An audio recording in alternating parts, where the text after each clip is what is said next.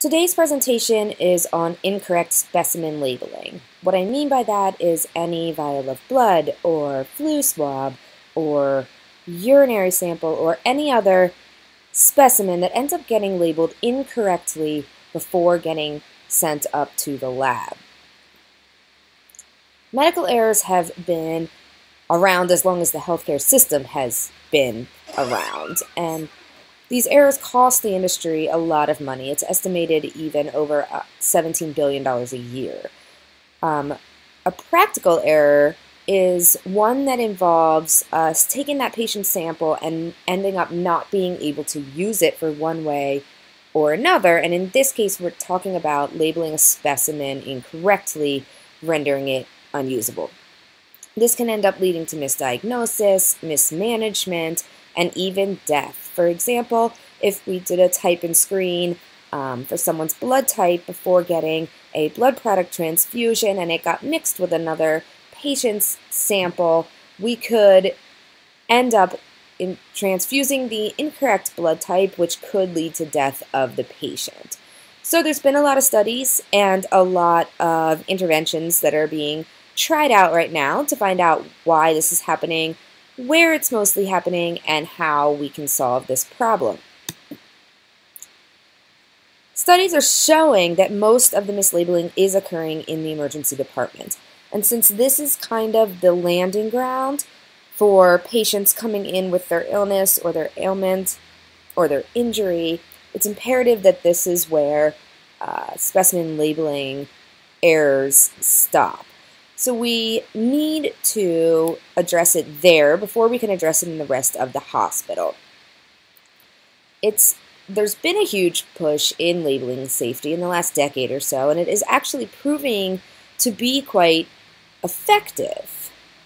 So we're going to talk about our PICO question at this point, and the P in PICO stands for patient or population.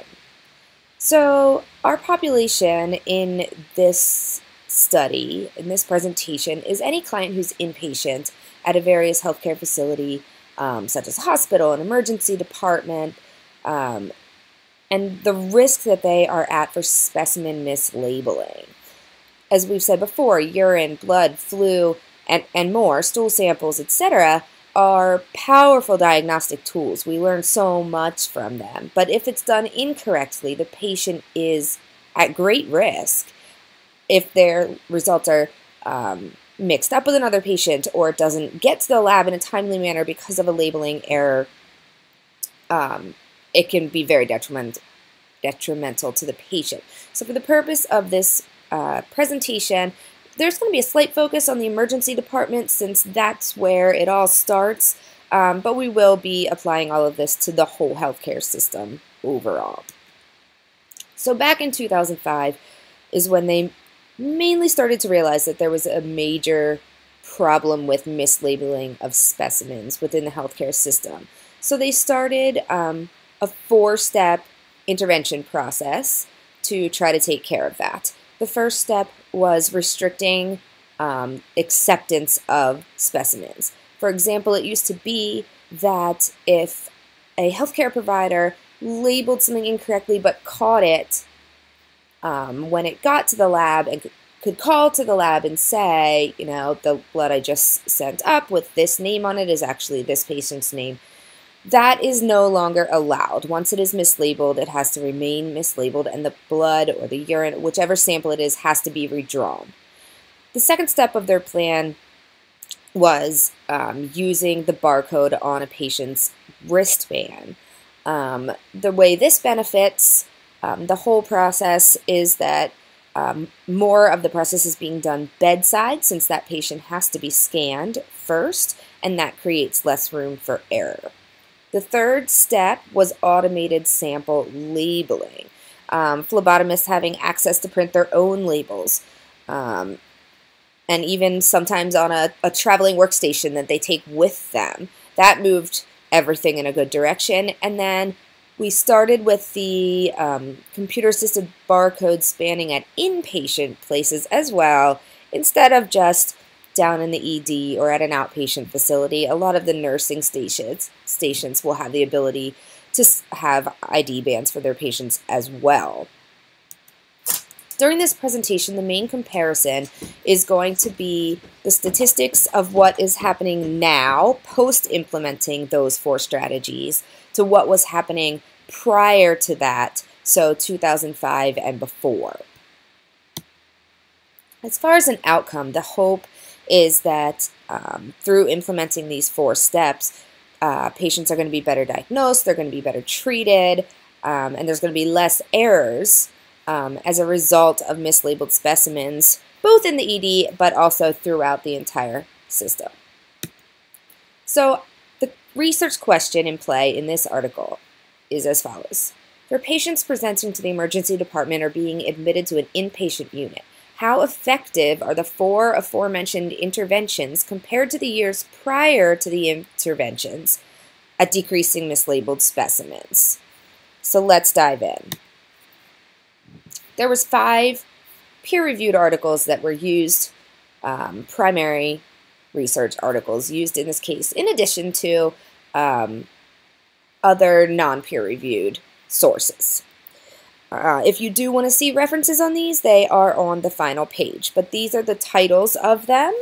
I'll try to shorten them to get through this quickly. We have the effectiveness of lab practices to reduce patient misidentification, the invention and validation of an automatic camera system, blood bank specimen mislabeling, reduction in hospital-wide specimen identification errors, and pre-test versus post-test applications as far as education for phlebotomists and other healthcare workers that are gathering specimens.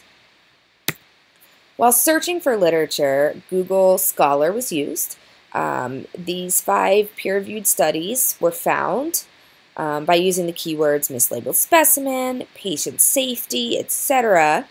And it was fairly easy to find a good number of peer-reviewed primary study articles on this due to the fact that there is a current push in the system for more accurate labeling. Even Lancaster General has recently implemented new guidelines as of November 1st, explaining how specimens are going to be collected and labeled. These are all primary studies, as evidenced by the fact that they have a description of the methods. They were statistical based. It was studies that they had constructed themselves. So articles that were literature reviews were not considered as part of these 5 peer-reviewed sources. While looking at the literature, there was this beautiful table to compare the data between 2005 and 2014 so that we can actually see the effectiveness. So that it's broken into 2 columns. One column in this chart is January through December of 2005, and then we jump to January through December of 2014, and you can see there's huge reduction in specimen error. So over the course of those 9 years, all the departments that they surveyed did make reductions, more than 90%. While it's interesting to look at the emergency room labeling errors dropped by 99% when those 4 implementations were put into play, and that's a pretty significant change. So another thing that was looked at while studying these articles was there was one specific article about education. This study brought 36 nurses, most of which had 12 plus years of experience and at least 2 to 3 years in the emergency department. They all came to an educational seminar about sampling. So it kind of went over the entirety from start to finish of gathering and labeling and sending a specimen. So before the seminar, they all took a pre-test, and they were calculated as a whole getting like 58.9% on this test. And at that time, the specimens had a 2.35% rejection rate, all of the ones that were taken. That's a fairly significant rejection rate, considering the number that are of specimens that are being gathered in an emergency department per year. After the seminar, rejection rates dropped to 1.56. That's nearly 50%, not quite, but a significant drop. And the knowledge level of these nurses, their post-test scores were at 91.8%. So this is a very good detector that adding education and a growing knowledge base can lead to more accurate labeling and sending of specimens to the lab. Interestingly enough, in 2014, a group of scientists have created a high-powered automated camera system that actually scans specimens and can detect discrepancies between the scanned patient label and the patient information that's actually in the hospital system. Through the studies they have done thus far in the clinical trial, it's estimated that it's catching 95% of the mistakes before they actually become mistakes. So 95 of close misses are caught by using this camera. It's very exciting to see where this may go in the future. So some recommendations. There was one study of those 5 that claimed to find little correlation between implementing that electronic barcode scanner and the mislabeling, but this was done just in the blood bank.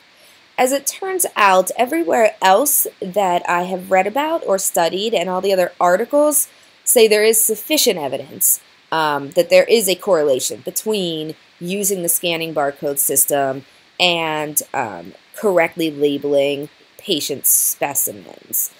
In addition to that, another recommendation is that education needs to continue being furthered. With the results of that study that we discussed a few slides earlier, there is a direct result when nurses have further education. Patient safety goes up, especially when considering mislabeling of things.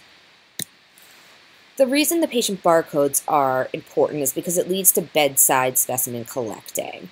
So if it's set up that that barcode has to be scanned prior to labeling the specimen or prior to the labels printing or prior to things being sent, there's very much less room for mistakes to happen because you're in the room with the patient when the sample is drawn, when their barcode is scanned, and when it is labeled. It's also known to lead to easier charting because it automatically goes into the chart, faster turnaround because the info is getting sent to the lab quicker, peace of mind for the management and the whole staff that things are getting done correctly, and specimen credibility. As far as further education goes, as presented before, there was a significant increase in test scores between the pre-test and the post-test, as you can see in this chart. It's almost a 50% increase, and I think that's very significant proof that there is a huge benefit to educating our staff members. To implement this, obviously studies are proving to be moving in the right direction, and the next step is getting hospitals across the world to adapt this implementation. So it would be very beneficial if we could form a national organization for safe specimen scanning or labeling and handling, for that matter. So the group could educate hospitals nationwide, worldwide, and come up with a list of national standards and a website that people could reference when deciding what specimen scanning they're going to implement. This could save patient lives and also billions of dollars that's being paid out annually to healthcare systems. Now, a drawback might be that this education and this organization are going to cost some money to start up, but in the long run, it's going to save billions in those errors. So the takeaway of this presentation is that incorrect labeling of the specimens can lead to poor patient outcome and expense for the healthcare institution. The 4-part implementation that was instituted has showed significant positive results. For example, in 2005, there was a reported 0.05% of mislabeled specimens in that study that was conducted by Ning et al. And in 2014, that number dropped to 0.0015% after that 4-step evidence-based practice.